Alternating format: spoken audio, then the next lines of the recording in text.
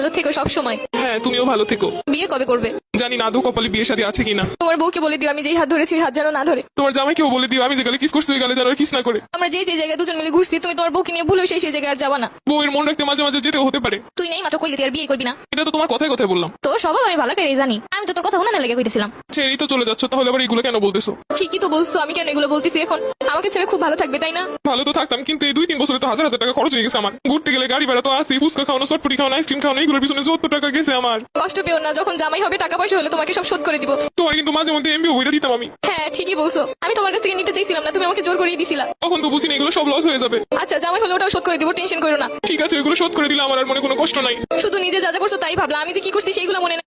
একদিন কচু শাক রান্না করে নিয়ে আসছিলাম, লাল শাক বোনা করছিলাম, তোমাকে ছেড়ে খাইতে পারতেছিলাম না তাই বক্স ভরে তোমাকে এনে দিছিলাম। আচ্ছা, আমার যখন বউ হবে আমি তোমাকে লাল শাক আর কচু শাকের তরকারি রান্না করে বাটি ভরে দিয়ে আসবো। চেয়েছিলে এই শীতে রাজহাঁস রান্না করে খাওয়াতে আমাকে। ইচ্ছে তো ছিল কত কিছুই, কিন্তু হলো কই? সবই তো ঠিক ছিল, শুধুমাত্র একটা স্বপ্ন দেখে এভাবে চলে গেলে।